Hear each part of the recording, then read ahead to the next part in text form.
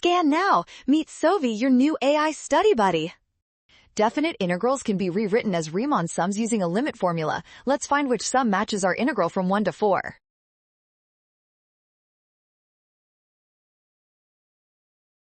First, we identify the width of each subinterval by subtracting the lower bound from the upper bound. For our integral from 1 to 4, the total width is exactly 3.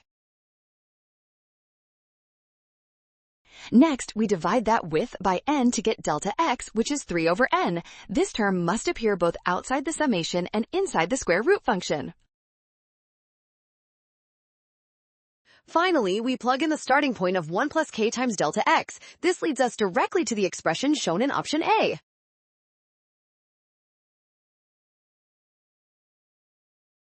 Well done! Scan the code to learn with Sovi. Avoid rushing bounds, trust given values, and check steps for option A.